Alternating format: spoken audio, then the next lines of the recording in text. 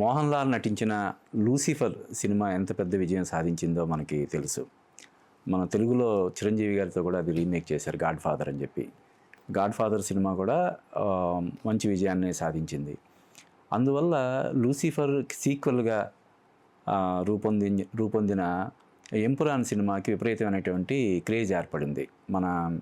మా తెలుగులో కూడా ఆ సినిమా గురించి ఆసక్తిగా చాలామంది ఎదురు చూశారు.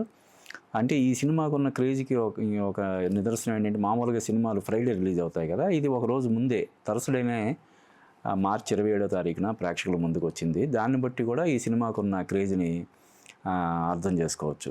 పృథ్వీరాజ్ సుకుమార్ అని డైరెక్షన్ చేశాడు. లూసిఫర్ సినిమాకి కూడా అతనే డైరెక్షన్ చేశాడు, దీనికి కూడా అతనే డైరెక్ట్ చేశాడు. ఇంక ఇందులో మోహన్ లాల్తో పాటు పృథ్వీరాజ్ సుకుమార్ అని కూడా ఒక ఇంపార్టెంట్ రోల్ ప్లే చేశాడు. అలాగే అభిమన్యు సింగ్, మంజు వారియర్, టొవినో థామస్, ఇలాగ చాలామంది మంచి నటీనటులు అందరూ ఈ సినిమాలో యాక్ట్ చేశారు.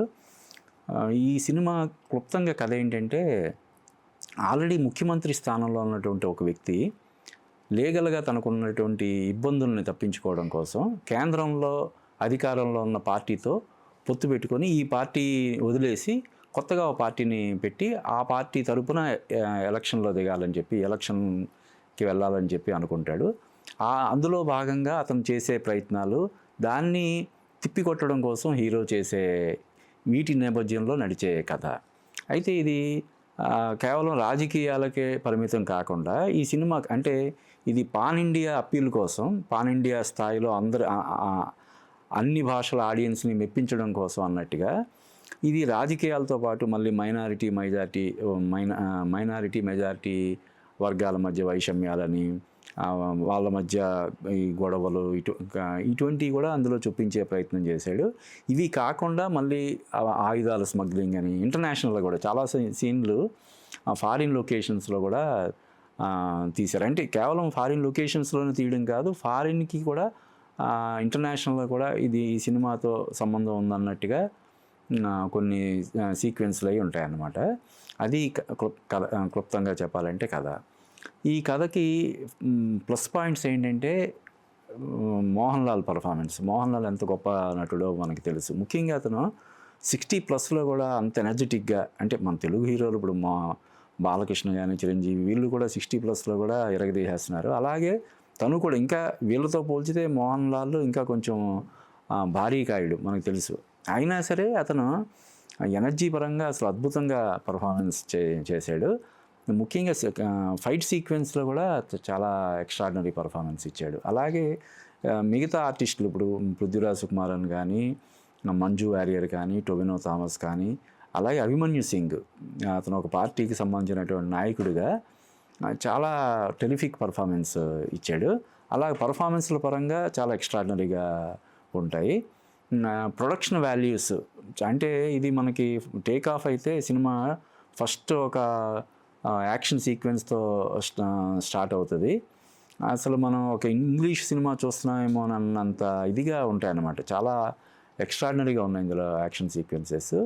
అలాగే సినిమాటోగ్రఫీ కూడా ఈ సినిమాకి చాలా ప్లస్ పాయింట్ అని చెప్పొచ్చు. ఇక మైనస్ పాయింట్లు అంటే, ఇందాక చెప్పినట్టు కథ కొంచెం కలగాపులగంగా ఉండడం అనేది కొంచెం దీనికి మైనస్ అన్నమాట. అంటే కేవలం మలయాళీ ప్రేక్షకులను మాత్రమే కాకుండా తెలుగు, తమిళ, హిందీ ఇలాగ అన్ని భాషల ప్రేక్షకులను కూడా మెప్పించాలనే ఒక ప్రయత్నంలో రకరకాల అంశాలని చూపించడం అనేది ఈ సినిమాకి కొంచెం మైనస్గా మారిందని చెప్పొచ్చు. అలాగే అంటే బ్యాక్గ్రౌండ్ స్కోర్ పరంగా కొన్ని సీన్స్ని ఎలివేట్ చేసేటట్టు ఉన్నా కూడా ఈ సినిమాకు ఉన్నటువంటి ఆ రిచ్నెస్కి, ఆ ప్రొడక్షన్ వాల్యూస్కి తగ్గట్టుగా రికార్డింగ్ లేదేమోనని అనిపిస్తుంది. ఇంకా సాంగ్స్ అయితే ఒకటి కూడా మనకి అంటే ఒకటే ఉన్నట్టుంది, ఒకటో రెండో ఉన్నాయి, అది కూడా ఎక్కడ మనకి ఆకట్టుకునేలాగా లేకపోవడం అన్నది మైనస్గా చెప్పొచ్చు. అలాగే లెంగ్త్ పరంగా కూడా చాలా అంటే ఇంచుమించుగా ఇది 3 గంటలు నిడివి ఉన్నటువంటి సినిమా హ్యాపీగా ఒక 20 to 30 minutes ట్రిమ్ చేసి ఉంటే ఇంకా బాగుండేదని మనకి అనిపిస్తుంది. ఇవి ఈ సినిమాకి సంబంధించిన మైనస్ పాయింట్స్. ఓవరాల్గా చెప్తే అంటే ముఖ్యంగా ఈ లూసిఫర్ సినిమాకి విపరీతమైనటువంటి ఫ్యాన్ ఫ్యాన్ బేస్ ఉంది. ఆ సినిమా మనకి తెలుగులో ఒక 'బాహుబలి', 'RRR' ఎలాగో మలయాళంలో 'లూసిఫర్' అనేది ఆ రేంజ్ సినిమా అన్నమాట. అందువల్ల 'లూసిఫర్' సినిమాకి ఉన్న ఫ్యాన్స్‌కి మళ్ళీ ఆల్రెడీ 'మోహన్ లాల్‌కి' ఉన్న ఫ్యాన్స్ తోడవడం వల్ల ఈ సినిమాకి విపరీతమైనటువంటి క్రేజ్ ఏర్పడింది. అలాగే ఆ అంచనాలకు తగ్గట్టుగానే ఈ సినిమాని చాలా పెద్ద క్యాన్వాస్‌లో చేయాలని 'పృథ్వీరాజ్ సుకుమార్' అన్న ప్రయత్నం చేశాడు. అంటే పెద్ద కాన్వాస్‌లో తీయడం కోసం అతను పెట్టిన ఎఫర్ట్ బాగానే ఉంది. కానీ ఇవి రకరకాల అంశాలన్నీ మిళితం చేయడం, ఓ పక్క రాజకీయాలు, ఇంకో పక్క మైనారిటీ మెజారిటీ వర్గాల మధ్య వైషమ్యాలు, ఇంకొకటి మళ్ళీ ఇంటర్నేషనల్ లెవెల్లో కొన్ని సీన్స్ అవి ఉండడం. అలాగే ఇందులో చాలామంది మనకి పరభాష అంటే మన ఇండియన్ ఆర్టిస్టులు కాకుండా ఫారిన్ ఆర్టిస్టులు చాలామంది కనిపిస్తుంటారు. చాలామంది అంటే హిందీలో మాట్లాడుతుంటారు, ఇంగ్లీష్లో మాట్లాడుతుంటారు. అవి మనకి సబ్ టైటిల్స్లో వస్తుంటాయి. అర్థం చేసుకోవడానికి ఇబ్బంది లేకపోయినప్పటికి కూడా ఎక్కువగా అంటే ఏదో హాలీవుడ్ సినిమా చూస్తున్నామని ఫీల్ కలిగించడం కోసం ఎక్కువ మంది ఫారిన్ ఆర్టిస్టులను పెట్టాడేమోనని మనకి అనిపిస్తుంది అన్నమాట. అయితే ఈ సినిమా అంటే మనకి 'మోహన్ లాల్' ఇక్కడ కూడా మన తెలుగు ప్రేక్షకులకు కూడా బాగా సుపరిచితుడైనప్పటికి కూడా అక్కడ 'మోహన్ లాల్' చాలా అతని స్టార్డమ్ మనకి తెలిసిందే. కాబట్టి మలయాళ ప్రేక్షకుల్ని ఓ మోస్తరుగా మెప్పించే అవకాశం ఉన్న ఈ సినిమా మన తెలుగు ప్రేక్షకులను మాత్రం అంతగా ఆకట్టుకోదేమోనని నాకు అనిపించింది. అంటే complete out and out action సీక్వెన్సెస్తో నిండినటువంటి సినిమాలను ఇష్టపడే వాళ్ళకి ఈ సినిమా ఖచ్చితంగా నచ్చుతుంది. అలా కాకుండా అంటే ఏంటంటే ఇందులో ఎమోషన్ కంటే కూడా ఎలివేషన్స్ ఎక్కువ ఉంటాయి. అంటే కొన్ని ఫైట్ సీక్వెన్సెస్ ఎక్స్ట్రాడినరీ అనిపిస్తాయి, కానీ దానికి ఎమోషనల్ కనెక్టివిటీ లేకపోవడం వల్ల అవి రక్తి కట్టవు. ఎమోషనల్గా కూడా వాటిని బాగా కనెక్ట్ చేసి ఉన్నట్లయితే జాగ్రత్తగా ఇంకా బాగా ఆ సీన్స్ అన్నిటికీ ఇంకా ఎక్కువ ఇది వచ్చేది. కానీ దీని మీద విజువల్స్ మీద గ్రాండియర్ మీద పెట్టిన శ్రద్ధ కథనం మీద పెట్టకపోవడం అనేది ఈ సినిమాకి సంబంధించి ఒక మైనస్ పాయింట్గా చెప్పాలి. ఇందాక చెప్పినట్టు ఆర్టిస్టుల పర్ఫార్మెన్స్ అంతా కూడా చాలా అందరి పర్ఫార్మెన్స్లు బాగుంటాయి. పలానా వాళ్ళది బాగాలేదని చెప్పడానికి ఏమి ఉండదు. రైట్ ఫ్రమ్ 'మోహన్ లాల్', మంజు వారియర్, అభిమన్యు సింగ్, ఇలాగ ప్రతి ఒక్కరు కూడా వాళ్ళ పాత్రకు తగినట్టుగా పాత్రోచితమైనటువంటి పర్ఫార్మెన్స్లు ఇస్తారు. టెక్నికల్ వాల్యూస్ అన్నీ కూడా చాలా బాగుంటాయి. ఒక్క మ్యూజిక్కే ఇంకొంచెం బాగుంటే ఇంకా బాగుండేది అనిపిస్తుంది.